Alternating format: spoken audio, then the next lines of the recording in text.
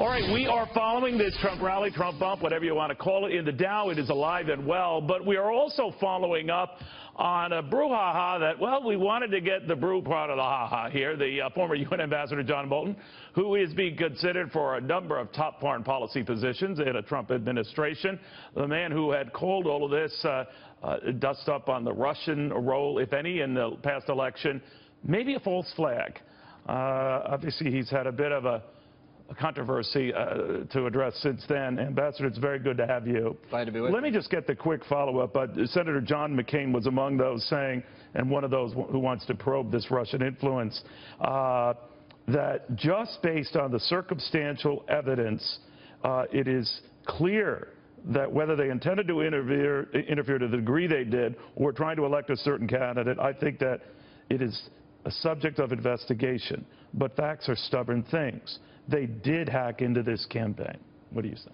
Well, that is the consensus of the intelligence community. But I think if you're outside the bubble of having the classification to know what's actually there, it's very difficult to comment on it. And my point has been that it's entirely possible that it is a false flag operation, that somebody planted evidence, in effect. But who would plant it? Well, another country, China, Iran, North Korea, for reasons of their own. But that you are saying at face value that a country there's potentially hacked into our election. Yeah, and believe me, I think Russia is entirely capable of doing it. So you have no doubt, John Bolton has no doubt that our election system was hacked by somebody. Well, I don't see any evidence to the contrary. What has been misreported about yours truly, for reasons which I find hard to understand, is that I accuse the Obama administration of conducting the hack. That is absolutely false. That's not my belief.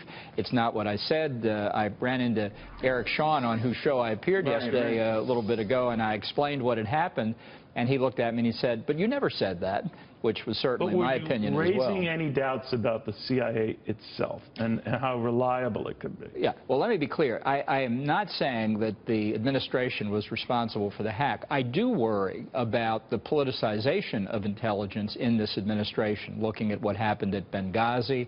But do you think the CIA could be politicized? Well, I think it certainly came out at a very convenient time to conclude it was Russia at a time when Trump was being criticized for what he was saying about Putin. A false flag conclusion here is not simply based on cyber fingerprints or where the electrons are. This is a political decision about who stood to benefit.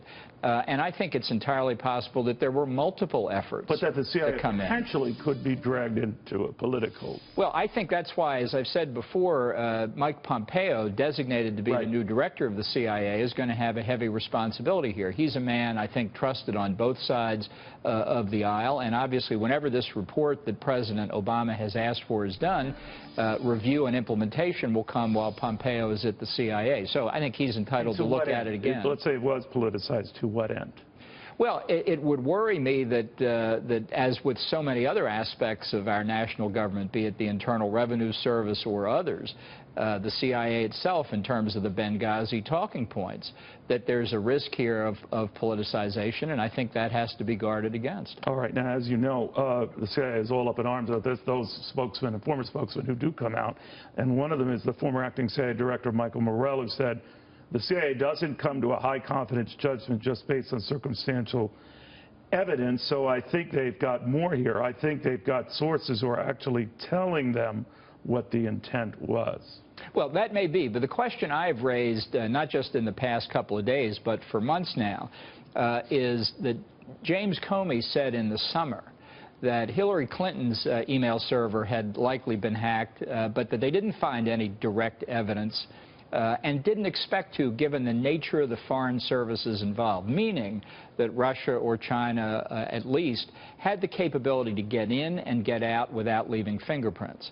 And but yet, it would be odd to you in either case, or both cases, that they favored the challenger rather than the incumbent. In this case, the incumbent party, the Democratic nominee. Well, I think the question is, so why did they leave fingerprints in the RNC and the DNC, but not in Hillary's? And so my question is, why would the Russians, if they wanted to influence the election, which, as I say, doesn't surprise me at all, would send their dumb intelligence service to hack into the DNC and the RNC and leave the fingerprints, but they sent their smart intelligence service to get into Hillary's and not leave fingerprints. Would this get as much scrutiny if it was reversed? If it was Hillary Clinton who had won and there was still suspicions that the Russians or the Chinese or anyone, to your point, were behind it? Well, I don't know, but I do think that we should take this seriously. I think any effort by a foreign government, and I don't care what the foreign government is, to influence American elections, to undercut the trust and confidence our people have in our system, is a direct assault on the Constitution. And I think foreign governments may have believed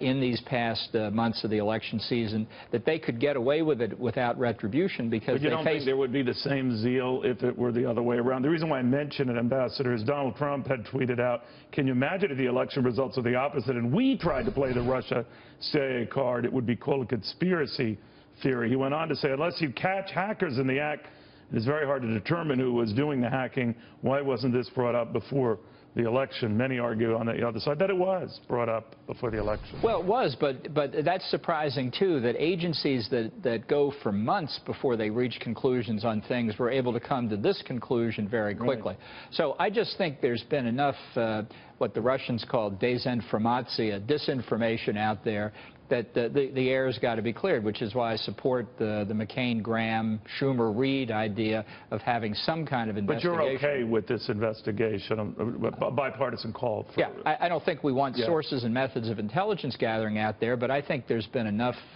confusion spread that we need to have confidence that our institutions can function properly. Okay.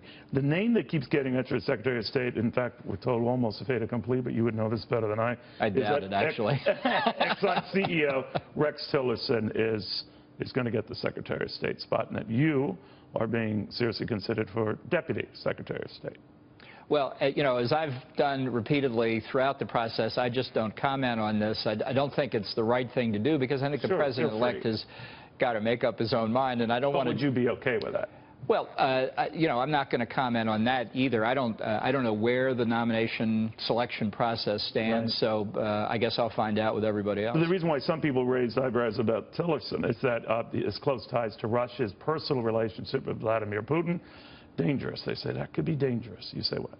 Well, look, I've got relationships with a lot of people around the world, too. I think the issue is one the President-elect has to decide on his own. And as I say, I think my talking about it is not fair to him and not fair to anybody else in the process. So as boring... Well, I'm open to embarrassing you if that helps. I'm sure that's true. And so as boring as it sounds, I'll just duck the question again. All right.